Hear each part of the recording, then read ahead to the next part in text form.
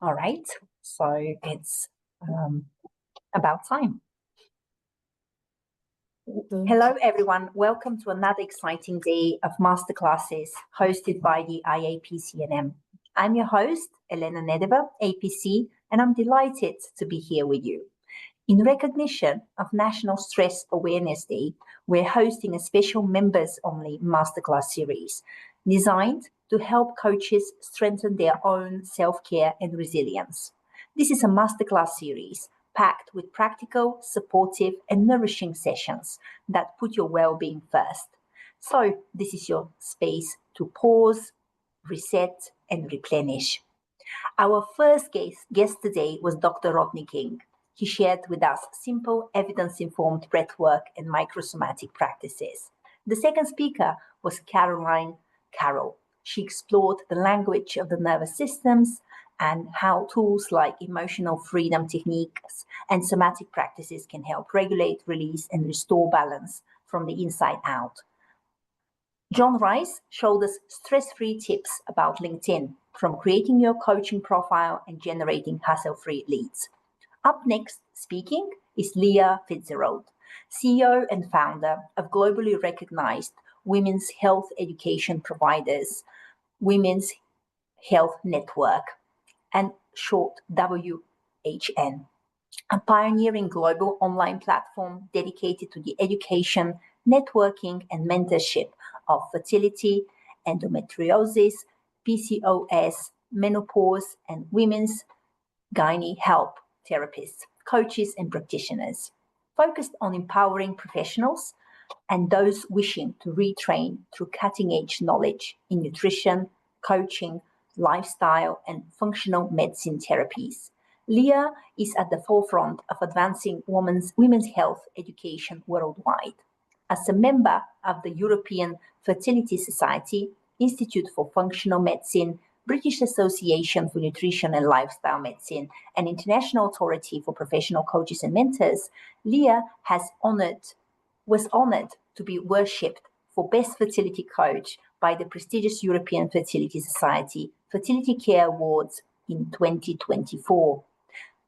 The topic of today's masterclass is building your signature program, Anchor, and it is your turning point. During this powerful and practical hour, we'll explore how to build a signature program that becomes the foundation of your business. A central offer that reflects your expertise, anchors your brain, and drives consistent income. Whether you're newly qualified or have been in business for years without a clear direction, this session will guide you in shaping a focused, purposeful offer. By the end, you walk away with clarity, a strong vision, and concrete action steps to build a business that's truly anchored and works for you. So without further ado, over to you, Liadh. It's a pleasure to have you with us here today. Wonderful. Thank you so much. And because this is all about stress, we're not going to get stressed. That unfortunately, the end bit that was read out there was from my last talk, when we did look at creating a program. But today is going to be a different talk. So today is going to be about stress. And thank you for such a gorgeous introduction. I'm going to share my screen and I'm going to tell you a little bit about what I'm going to talk about this evening.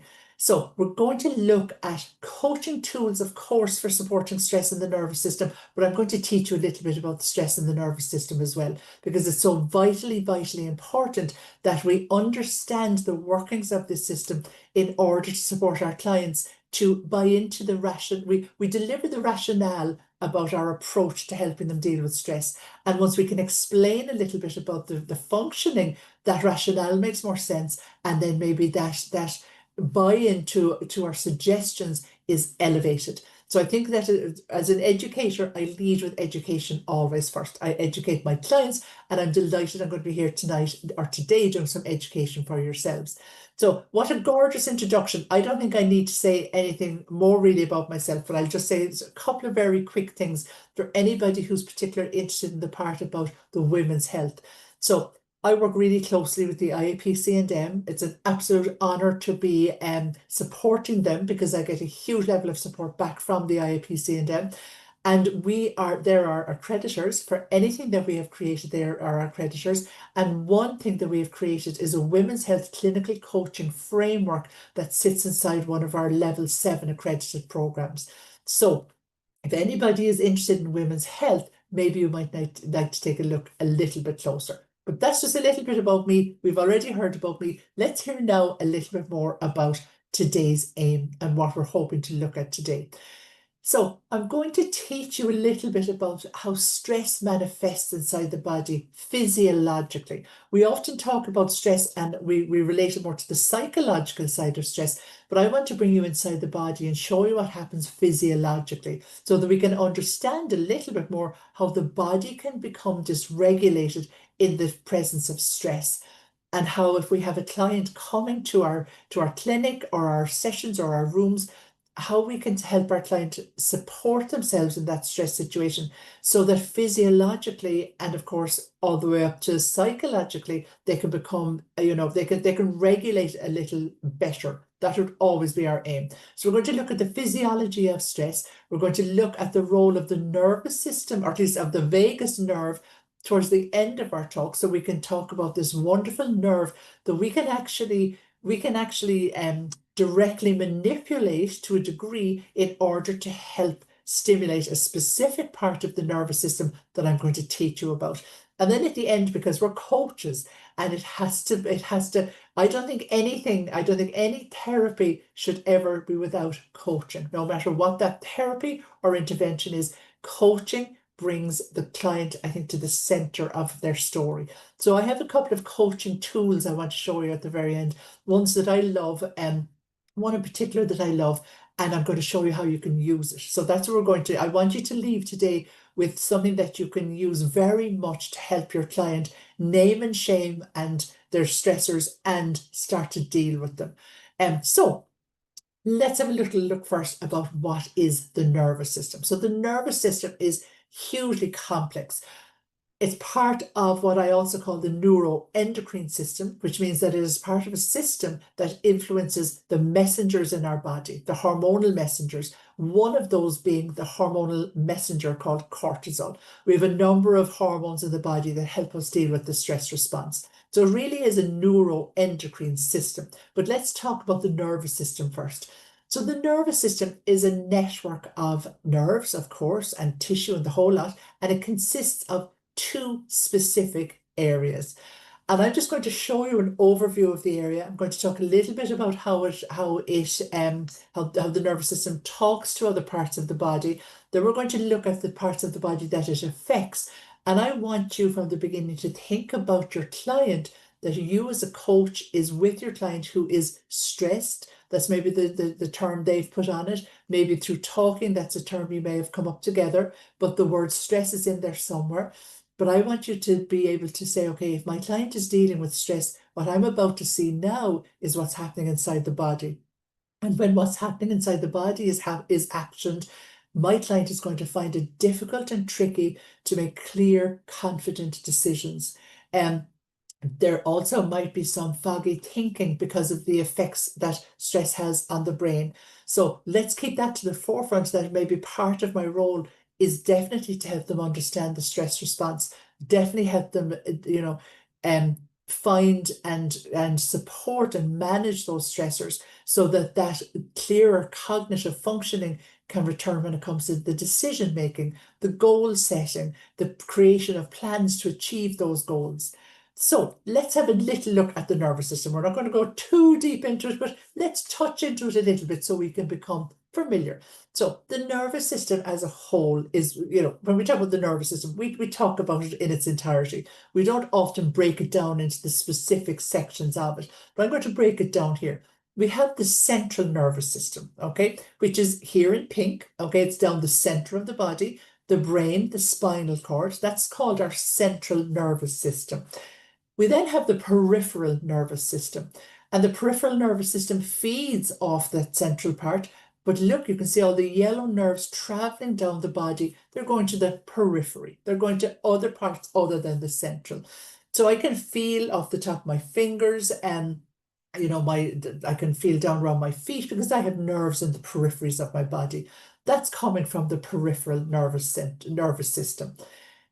That breaks into two sections. One is called somatic, one is called autonomic. My somatic nervous system is my ability to pick up my pen, the movement of my body, the senses as well. So body movement, smell, all of that, my senses and things I'm conscious of are living in or they're under the control of my somatic nervous system. But then I have stuff that happens in my body automatically. Heart rate, respiration, metabolism, the nervous system itself.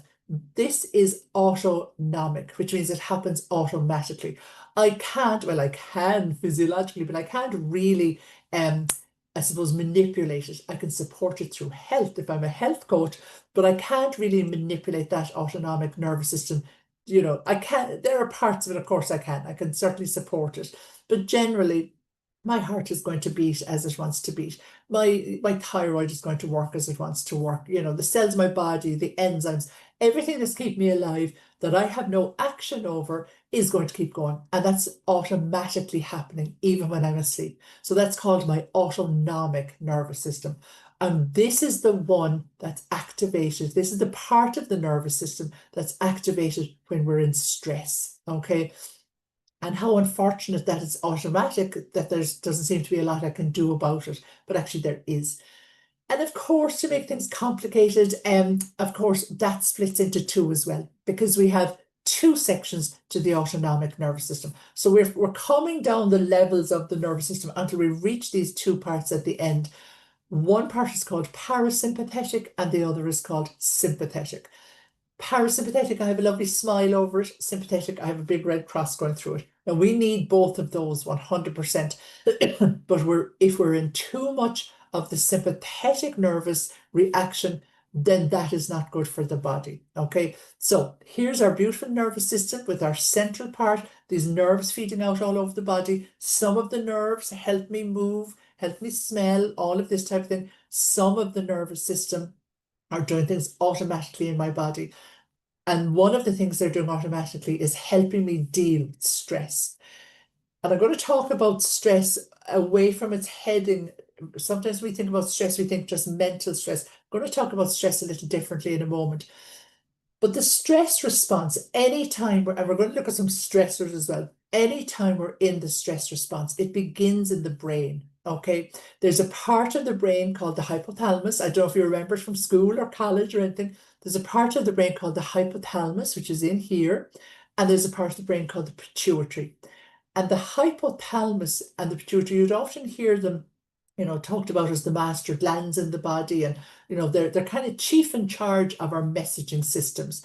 And they would be chief in charge, part of this complex system that is that nervous system. And the hypothalamus talks to the pituitary, which then talks to our adrenal glands. So the hypothalamus releases a hormone. That hormone tells the pituitary gland to release another hormone. And that hormone travels down the body through our blood system to the adrenal glands, which are two little glands that sit up on top of our kidneys, one on each side. One is slightly bigger than the other. And those glands produce our stress hormones. Okay. So when we're stressed, when we have our foot, I like to call it our foot on the pedal of life, we're always revving. We're overworked. We're probably exhausted. Life is very, very fast. So a lot of the times our adrenal glands are going to be creating a lot of cortisol, which is our main really stress hormone. Okay. So when we activate this nervous system, okay, so the result of stress and stressors, that's an important word because I want us to think about stress differently by the end of this.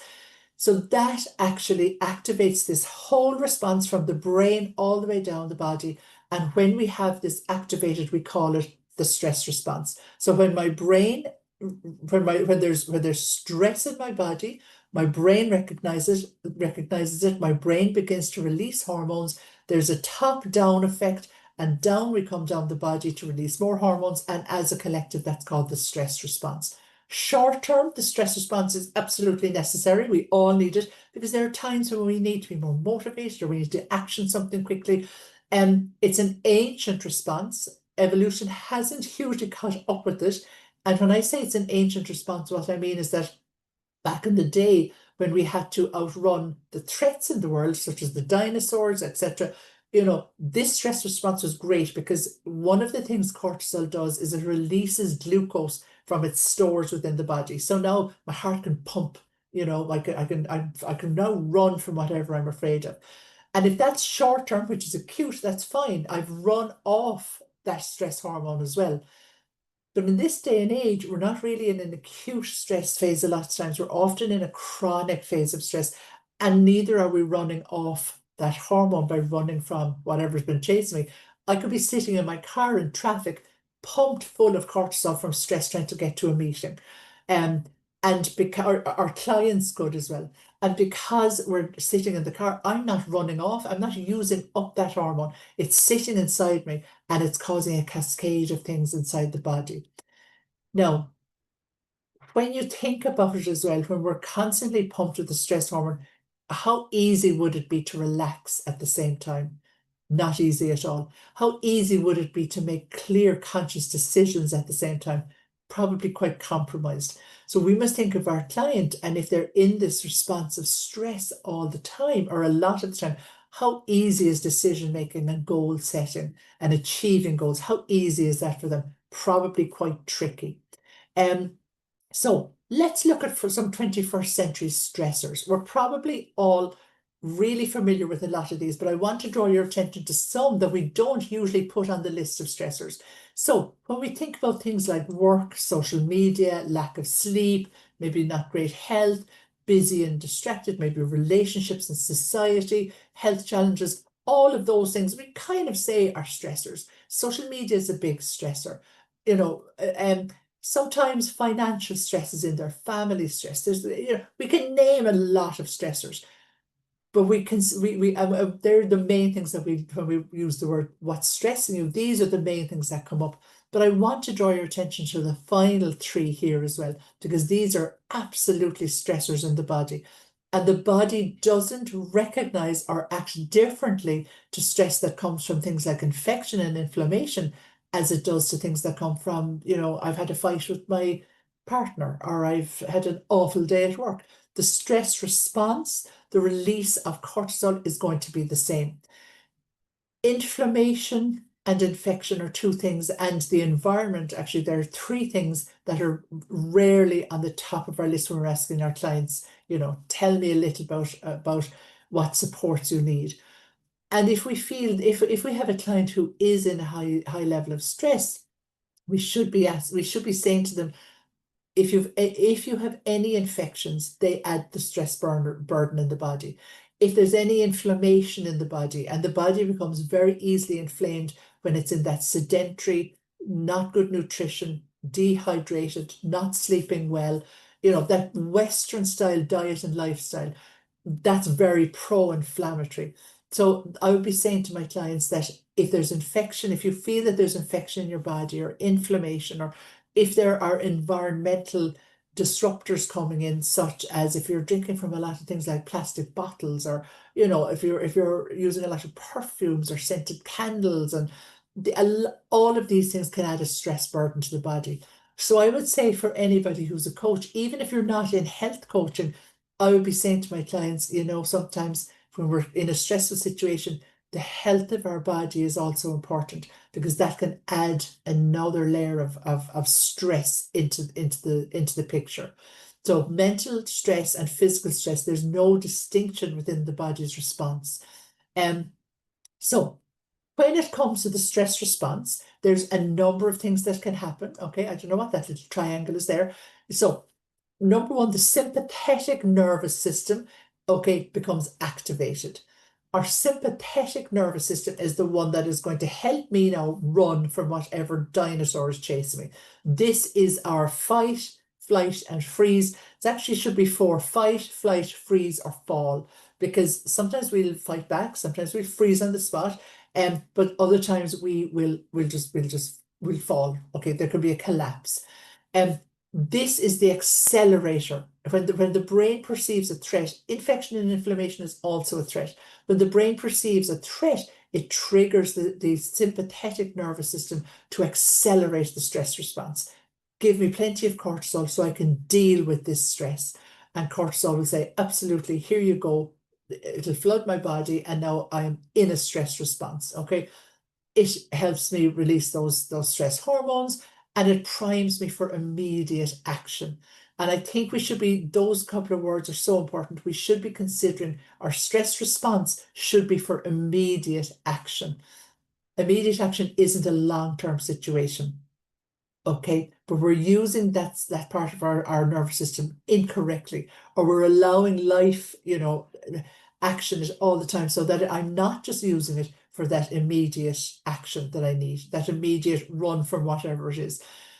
So really we should only be in the stress response for short periods, acute stress response. We release cortisol when that happens, okay, and that keeps us on constant high alert. Now, again, I'd invite you to think about your client, and you're supporting them, you're coaching them through whatever it is. Maybe it's a life decision, maybe it's a health decision, but their stress response is constantly on. They are on high alert all the time. And we know that high alert gives us that tunnel vision kind of effect as well. And when you're trying to encourage your clients to think widely, when it comes to putting a plan together and brainstorming all of the wonderful things that might support their goal, that's not going to be so easy when we're on this high alert stress response. Okay, this stress response that requires immediate action within the body. But there's nothing really threatening me as such, but I'm just stressed constantly, and now I'm on alert constantly. And because of that, my clear thinking is going to be compromised. Okay, so here are some of the prolonged effects: weight gain, high blood pressure, compromised immune system, cognitive issues, which is key for coaching, memory loss, difficulty concentrating is another issue, emotional problems, anxiety, depression, fatigue, muscle weakness, slow healing. So there's some pretty profound things, but let's look inside the body, okay? And let's think for a moment. These are the symptoms, but what are the actual effects? So when we're in, let's go to the bottom one here, the red one first.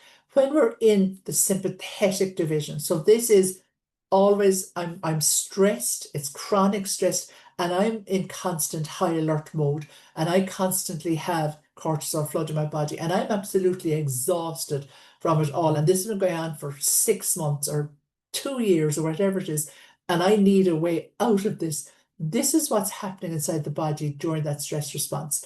I'm just going to pick out a few of them. Heart rate increases, okay? So we often wonder, now there's other dynamics around high blood pressure, but we often wonder how is the heart affected? How is the internal workings of the body affected?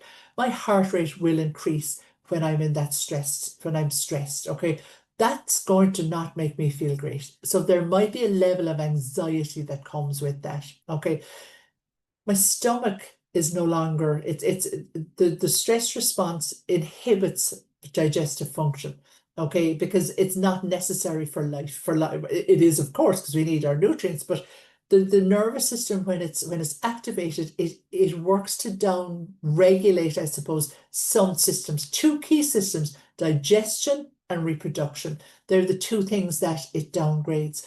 So when my stomach is inhibiting, when digestion is inhibited in general, then I'm going to I very likely have gut issues, and I might start to become malnourished, because my gut is where I liberate the nutrients and the chemicals from my food. And maybe I'm going to end up with a really, really sluggish system. Now, from my viewpoint as a nutritionist and as a functional medicine practitioner, I know the knock-on effects of bad digestion, and it's not going to help the stress in my body if my digestion is wrong. Okay, so now my heart rate is increased, so I'm feeling anxious, I'm not digesting that well.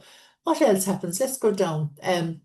So my reproductive system decreases blood flow. So blood flow to that area in the pelvis is going to be decreased. So I might have fertility problems, my client might have fertility problems, but whatever is going to happen in the stress response, it's not, when it's long term, it's not going to complement my ability to think clearly, the health of my body, and all of that. If I can somehow switch over to parasympathetic, this is going to be more beneficial. Now, we have to be in both, okay? So it's all about regulation. So I don't want to be in parasympathetic mode all of the time at all, but I do need to be able to try and switch to it, okay? If I do, my heart rate is going to slow down.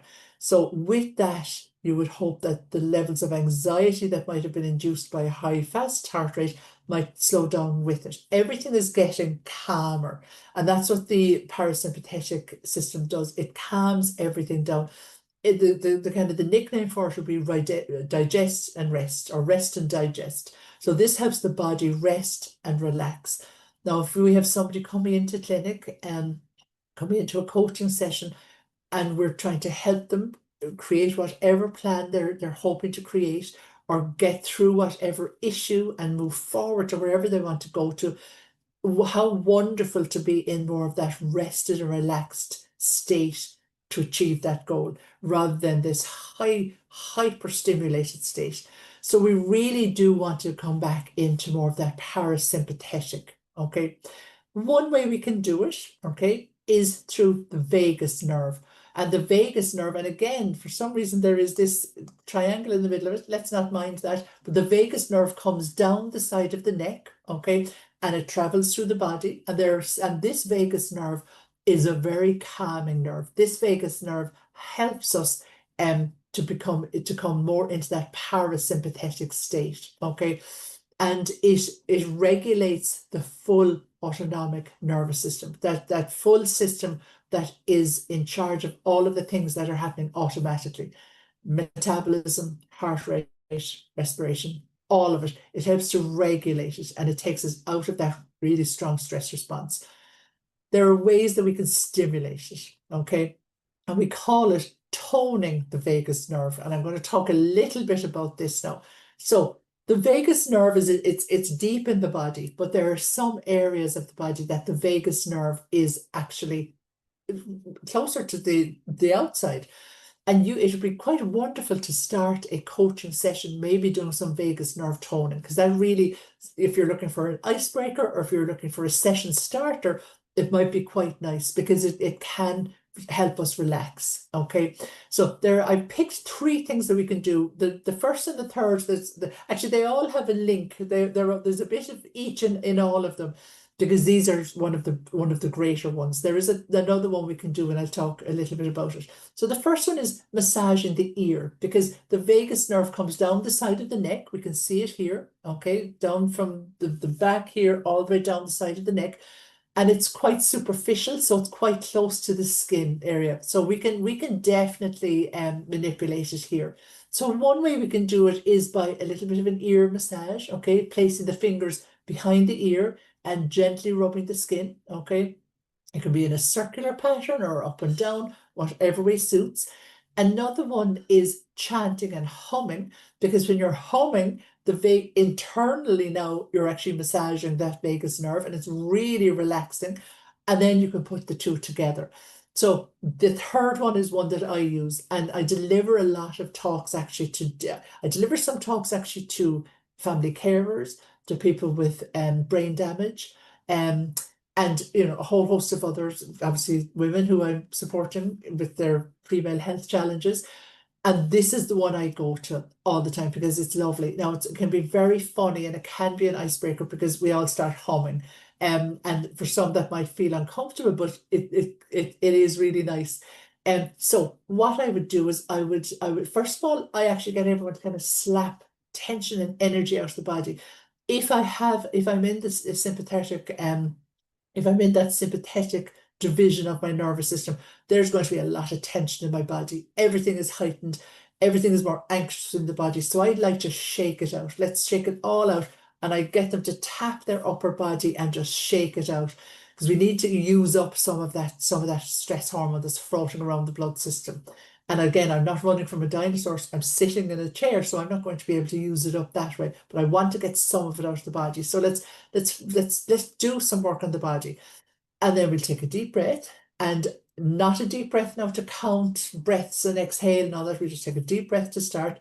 And then I start getting them to rub from the ear down the neck. okay? And quite hard. I tell them to, you know, get in there now, and we'll see what we can do.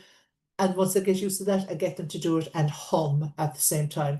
And that's the part that's usually the icebreaker. And I'll hum the loudest to get the show going. And then when people follow and we do it, and we might pat our body out again, and then we might do this again. And then I always at the end I say, let's just shake it out now. And then and there's often a massive sigh comes out of everybody. And that's a great release of energy. And then the body, it's quite a quick action. The actioning that nerve is that vagus nerve is quite quick, and then the body feels relaxed. And now let's start. And now let's start our session, and let's see where we can go. Is there a little bit more relaxation in that nervous system in the body? That nerve can be quite superficial to a degree around the belly button area. So maybe a rubbing of the belly button around that area could be beneficial as well. But this one is particularly beneficial. So that might be one that you could add into your box of tricks. And as I say, a nice way and really lovely icebreaker. I must say though, the first time I did it, you know, I was probably a little bit embarrassed doing it, but sure, we get over these things, don't we? Now, I'm going to jump to different slides because I have some stress management strategies built for you. And I want to show you one thing that I use. So we're coming in, it's just gone it's just gone the hour. So we've chatted for half an hour there. I suppose the main thing I would love you to understand is that the stress response in the body is not going to allow our clients make plans, come to decisions very clearly. And this is all what coaching is based on, isn't it? We want to help our clients make a plan to get from A to B much faster with us than if they had tried to do it alone. But if they're in a heightened stress response, it might be tricky for them to get that far. Okay, so you understand that, I think. I hope that you have a bit of clarity on that, and that you can talk to your client maybe a little bit about that stress just heightens everything. And if we want a clear mind, we need to switch that response inside the body. Okay. If we're next leveling it, we might talk a little bit about infection and inflammation being stress as well, especially for those of us who are health coaches. That'll be top key there for us. But let's switch our focus now to saying, okay, but that's all well and good to know the rationale and the science behind it, but what can we do? What can we actually do with our clients to help them reduce that stress? So for the next number of slides, we're going to look at that. And then we're going to wrap it up with a lovely coaching tool that I always use. And I only used it a couple of times this week, actually, with a big group, and they loved it. And so identifying the stress triggers is key. Obviously, my work is more to do with health, even though I do a huge amount of business coaching, actually. So I would always say to my clients, we need to keep a mood and food, because I'm a nutritionist, a mood, food, and symptom diary. For anybody who's not in health coaching, I would say, what about a mood and a symptom diary? Okay, or what about a mood, a stress, and a symptom diary? What's my mood? What stressors did I experience today, and what symptoms came from it? And maybe you put in a part about how is that compromising me reaching my goal? So, you know, just so they can start exploring it. But the first thing I would be saying to them is keep that diary, okay? Maybe also, and you know, free association is brilliant. That's a de-stressor in itself. And free association is when we are very free with regards to writing a story or writing words to ourselves about, you know, what my stressors are. It's for nobody's eyes but myself. So I'm free to continue writing whatever I want. Maybe it's one thing that you can do these in clinic with your client, okay? And there's some timings here that I've written down. Maybe reflecting on past experiences might be good for them as well. Okay, to consider, okay, what recent stressful events have I had? Okay, and what was the cause of them? So what's happened? What led up to it? What was the cause? Am I likely to come across this cause again? If the answer to that is yes, how can I, how can I now better support myself when I come across this issue again? So it's about, I call it naming and shaming. I don't know if I should call it that, but it's about putting the stress and the reason for stress bang in the middle of my piece of paper or my life so that I'm aware of it. Recognizing that some stress might have trauma associated with that. And And I suppose that's a very important thing for us as coaches as well, to be aware of trauma, so that we know our boundaries and our scope of practice. And does the client's need actually step into counseling or therapy? Because, you know, our counseling and therapy is, where is the trauma? What happened? Let's explore, and let's explore that trauma. And we know coaching is more like, okay, you're here now and you want to get over here. How can I get you? How can I help you to progress? So they're two very different approaches. But reflecting on past experience can be a very good tool for our coaches as well, to help them see what happened, how did I deal with it, etc. And meditation, talking to others, they're always going to be part of any form of a stress program or a stress intervention. And then we have things, I'm not going to go into this deeply because you can find information on these anywhere, but things like mindful breathing. I love just getting someone to just listen to their own breathing. Not necessarily ask you to take 3 breaths, or a breath in for 3 seconds and out for 4, because that doesn't suit some people. But I want you to close your eyes and just listen to the own rhythm of your own breathing. And eventually, as you start listening to it, you're going to get into more of a meditative space. But I haven't been pressuring you to take breaths and let them out. For some, they will love that. For others, just listening to your breath is really good. Body scanning and basic meditation, guided meditation. I'm going to just let you, please take a photograph of this if you like, but I'm going to let you research them yourself so I can come on to some of the stuff that it can be really, really beneficial. So creating your client's stress management plan. I know how I approach things as a coach, and I do like plans and strategies and frameworks. And I suppose I would want to, because I create them in our training programs. So anything you'll see from me will have some sort of a plan with it. But I think it's nice to have something in our pocket. Whether or not we feel we're ever going to use it, maybe there might be a benefit at some stage. So let's have a look here at how can we start creating a client's stress management plan. And then we're going to go on and look at one of the final pieces. So a step-by-step guide to developing a personalized stress management plan. Identify the stressors, okay?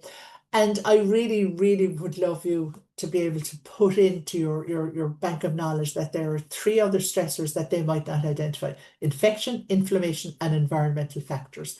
If we could keep that in the mind, and that kind of layers a little bit onto maybe their experience with us as well. So I would get them to I would invite them to set up a stress diary, okay, and get them to, or support them to find their primary stressors. That's the first thing. To deal with stress, our clients need to be able to identify what those stressors are. Now, it might take time, or they might decide that they're not ready. So, of course, as coaches, we know that we can support them in a different way. If they're simply not ready, there are so many other things that we can do. But let's assume, just for this exercise, that our client is absolutely really, really ready to identify their stressors. Okay, there's no trauma as such attached to it. And then we'll help them set realistic goals. Okay, so this is your stress, or these are your stressors. What is your goal? So why have you, what do you want to achieve in general with your stress? And let's bring it down to a bite-sized chunk. What would you like to achieve today? If your overarching goal is, I want to deal with my stress, what would be a good goal to have, or a good thing to have achieved in that by the end of this session? And maybe they might say, I just want to understand it better, or I want to have a bit of a plan in place. So let's imagine they want to have a plan in place. The next thing I would say is, okay, let's see now, let me see how I can develop coping strategies. In clinical work, I would call this their prescription framework. Okay, so I will help them prescribe or self-prescribe, coping strategies. And these are going to be their go-to things that are going to support them every time they start to feel stressed. Maybe top of the list is that they're going to do a quick ear massage to try and bring down that nervous system with the vagus nerve. Who knows? But let's look at these, at developing coping strategies. And as I say, as I call it, a prescription framework, because ours is clinical. So I would use more of those kind of clinical words. So maybe it's relaxation techniques, maybe it's physical activity, time management, social support. Maybe it's sitting for 5 minutes by myself, with myself, and just existing. And maybe that helps my shoulders come down. Maybe that helps the stress response for me. But my client, I'm going to support them to brainstorm so that, you know, they can start creating a framework of coping mechanisms. And then we create an action plan. Okay, so out of all of these strategies, these coping strategies that we've signposted, which of these are we going to create into an action plan? Or which would you like to begin action planning first? And you know, if they have a whole heap of stuff on the paper, what I like to do is the traffic light system. Which of these coping strategies is going to get the red light? Which is going to get the amber light, the kind of, oh yeah, maybe, and which are the green light strategies? Which are the ones you are saying, yes, I can action them? And let's bring some of them forward and let's create an action plan. And I would help the client create that action plan. And then how can I monitor the progress?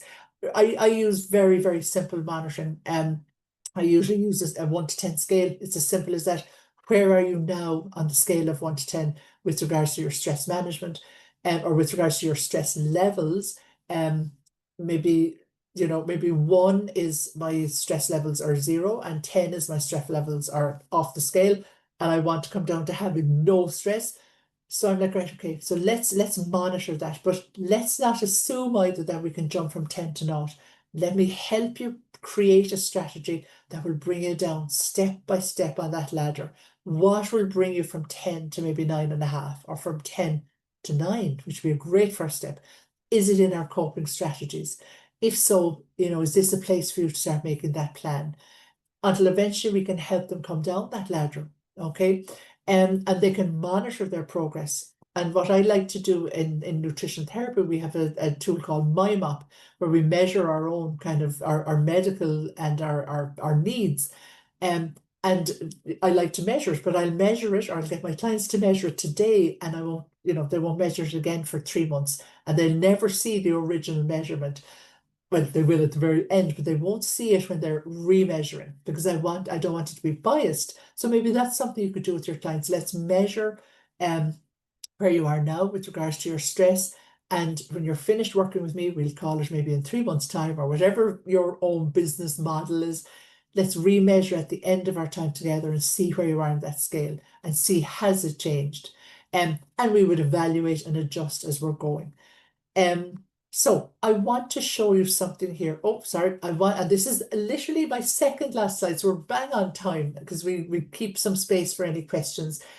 I love this coaching tool. Okay, this is one that I call my stress support tree. I also have this as my tree of support.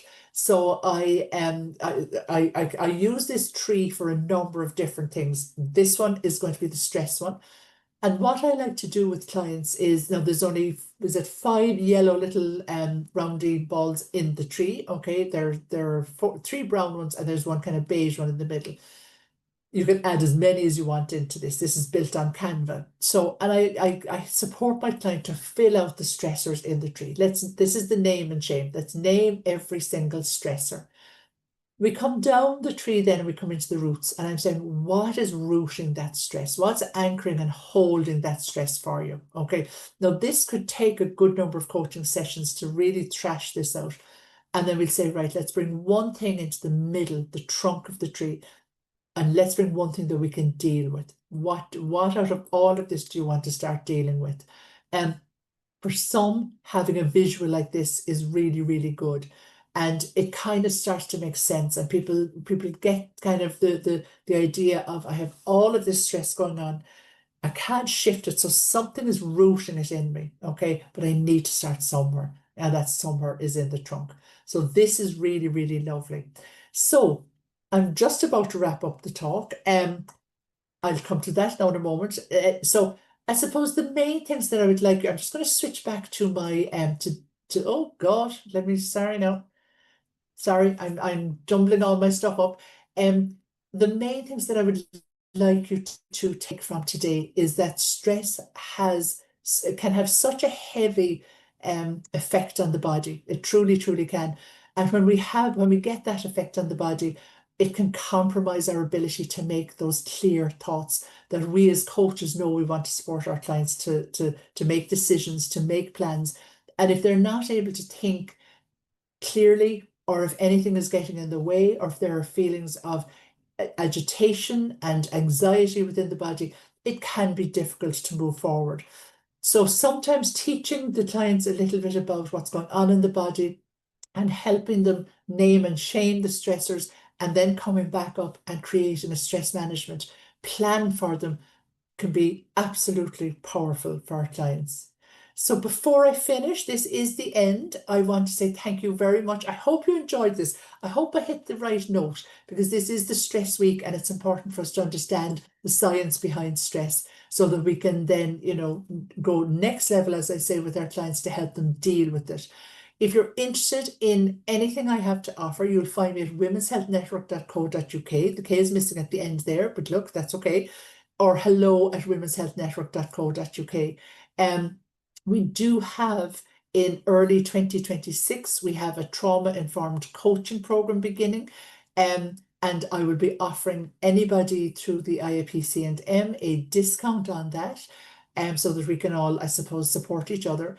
And for anybody who may be interested in training to become a qualified women's health clinical coach, please also let me know, and we can get the ball rolling on getting you in for an interview and see if there's a place in the program that you would like to take. But thank you, and I hope you enjoyed it. I certainly did. Thank you very much. Thank you very much, Liadh, for this webinar packed with valuable information. And indeed, the focus on stress is really, really key for understanding how we can better support our clients. There is a question actually in the chat from Jackie. She asked it when you were demonstrating the exercise about massaging the vagus nerve. So she's inquiring, how long do you do the massaging for? That's a great question. And Jackie, I should have said that actually. So I would do it for maybe a minute or 2 minutes. I would do, you know, maybe 3 or 4 rounds of rubbing it for 5 or 6 seconds, and then doing some humming. Hi, Jackie. And then doing some humming, and then I would do that 3 or 4 times. So the humming part is actually key. You're welcome.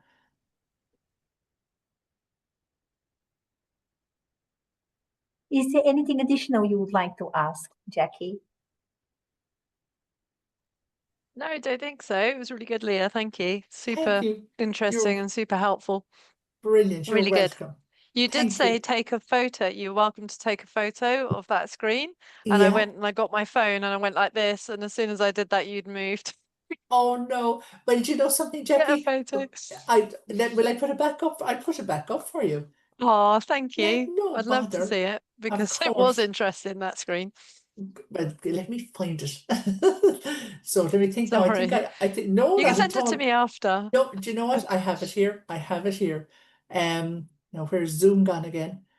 Here we go. I think, was this it, Jackie? Yes, Was that that was the it? one. Brilliant, brilliant. It's a bit, does Thank it look a you. bit small from your side, or can you see it? I think if I zoom in, yeah, it's legible. That's fine. Brilliant, brilliant. That's perfect. Thank you. You're very welcome. No problem. And Liadh, I have a question. Yes. So my 10-year-old boy has been humming. So I intuitively thought that it's because he's trying to unconsciously manage some of the stress he's experiencing at school. Yeah. So, and I've encouraged him to continue humming. Actually, it seems it's really, really helping. But how intuitive that is, That's right? amazing. That's amazing. Doesn't the body actually know what it needs to do? I truly believe it does. Now, I would never analyze anybody's behaviors because I'm not a therapist. But you know, if you can see that it's benefiting him and he's doing something natural, he's doing so, his body knows that he's reacting to it. That's amazing. Yeah. Wow. Thank you for sharing that, actually. Yeah.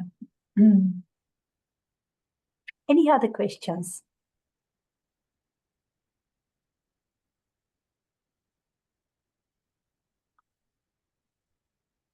Not from me. Great. I have another one, if I may, since we have a Please bit do. more time. Yeah. if a client is so overwhelmed that they're not in a position to come up with their own stress relief plan, and even if you give them plenty of time to go away and think about it, shall we be suggesting things? I know as coaches, we're not really supposed to be suggesting, right? But Yeah. how would you approach this? That's a great question. And actually, that is something that as a coach and a practitioner, we can sometimes battle with. And actually, I know Jackie is a practitioner. I hope you don't mind me saying that, Jackie. Jackie is a surrogacy coach and a fertility coach. And she's a phenomenal, she's a strategist. So she strategizes fertility treatments and that journey into surrogacy. So if you've that type of information and the level of information that I have, it's very difficult not to also advise. So we do. Now we're clinical coaches, so we do. And I would say that I would put, if it's pure coaching is what you do, I would put it out as an invitation. I have information that I think would benefit you. The invitation is there that I can give it to you here now, if you would like it. Is that something you would like now? And often clients will say, yes, please, because actually they're looking for support. And that some of that support might come from my other experience or other strings to my bow that I might have. So we do need to be able to give advice, but it's about how we approach inviting them to take it or inviting them to look at it. Because sometimes if somebody is coming for coaching and they just cannot figure their way out of a situation, advice might be the last thing that they want.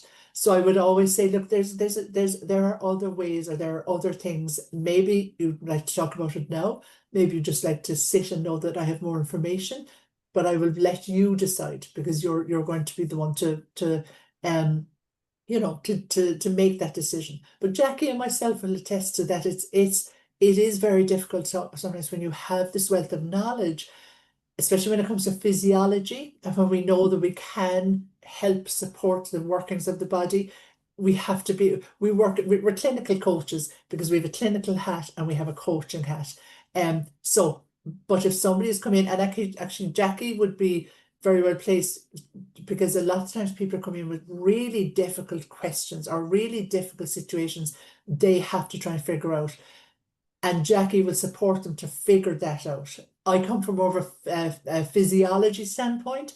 So we have to be able to try and bring all of our wonderful ingredients and show our client that, look, I have this pot of gold, and inside it, I can support you to answer some wonderful, or I can support you to answer some difficult questions, to get some difficult realizations. And I can support you in all of that, but I have other supports as well. When you're ready to see them, if you would like to see them, the invitation is there. That's how I would approach it. I think you're the same, Jackie. Am I right? Yeah, I would always be really careful. Even just take something really basic. We all know we should eat more protein, particularly women in fertility. So, but I'm not a nutritionist, so I would never say you must take more protein. I would always say evidence shows us that more protein is beneficial to reproduction. So I would always kind of say things carefully to make it sound like I'm not prescribing or not telling people what to do. And the same with the surrogacy thing. There's a lot of legal implications to surrogacy. So I have to be really careful and say, you should consult a lawyer. But I will say my experience shows, or data can show, or this research suggests, and I would always kind of be very careful not to say something that I shouldn't. Medical, legal, nutrition. Yeah, brilliant. Thank you very much, Jackie, we have the same approach to things like that. Yeah, it's really difficult when you know that much, because my journey was really long. It was 12 years, and I just feel like I know it inside out, but you've just got to be careful. You've got to protect yourself. yeah. Safeguarding, and putting out that invitation. Would you like this information? Yes. I have it. Would you like it? But if you're here because you're struggling to make a decision, I know my coaching skills inside out. Let me help you make a decision. And I think everybody should experience coaching. I really do, because coaching can be so powerful. And I don't think no one will ever understand how powerful it can be and how necessary it might be unless they've experienced it. So if you're coachable, you're on a winning streak. That's what I think anyway. Cannot agree more with that. Excellent. Great. Thank you very much for addressing this question so thoroughly, both Jackie and Liadh. We have a bit more time, so if any of the other ladies would like to take the opportunity to ask a question, now is the time. Would you like me to expand on anything that we looked at? Is there anything that you'd like more information on? I love the whole parasympathetic and sympathetic nervous system, and I've read more and more about it because it's intriguing. So I could go on all day and ask you to go on all day about it. Yeah, It's you know no I would. specific question. Yeah. But I have recently been looking at HRV and how that is impacted by the sympathetic and parasympathetic. You'll be learning that very soon. You'll be learning it. Oh, you will, Oh yeah. my goodness. Well, I know lots about it already. There you go. Well, maybe you might teach Some it. research. So, I actually have a fitness wearable that measures your HRV. Brilliant, So brilliant. that's why I'm engaged very much in it, because I see my own results and I can tell when I'm stressed that the results are more negative. Yeah, excellent. Oh yeah, that's one super of our interesting. lessons. There you go. There you go. So Jackie is one of our coaches in Women's Health Network. She does a lot of the coaching clinics, which we have this Monday night coming. And Jackie is also learning on one of the programs, because she's like myself. Why would you ever stop learning? Why would you ever stop training? Basically, once you're in this coaching world, we might as well forget it. There's no getting out of it. So so it's fantastic. Learned so much. excellent. Into my second year now. Yeah. So much information. It's great. Fab. Fabulous. So Liadh, what's the best way to keep in touch with you? So the best way to keep in touch is maybe follow me on social media. So Instagram would be where I'm mainly, a little bit on LinkedIn, and my handle really across the board, Facebook, everywhere, is womenshealthnetwork.co.uk. Go online, go onto the website, womenshealthnetwork.co.uk, and have a look around. The invitation is always there for that. Or if anybody wants to email me directly, it's hello@womenshealthnetwork.co.uk. Fantastic. Would you mind putting that in the chat box, please? Of course I will. Absolutely. Let me see there now. If chat will open, here we go. Yeah. So Women's Health Network.co.uk. And hello at Women's Health Network. Talking to myself now, that's an awful habit of mine. .co.uk. Here we go. Thank you very much. Well, we're approaching the end of this amazing masterclass. Once more, thank you, Liadh. Lovely meeting you, Jackie, and interacting with you too. I hope you have a great rest of the day, a lovely weekend ahead. And Liadh, I look forward to the pleasure of hosting you again in the future. Thank you so much. Thank you so much, Alina. Thank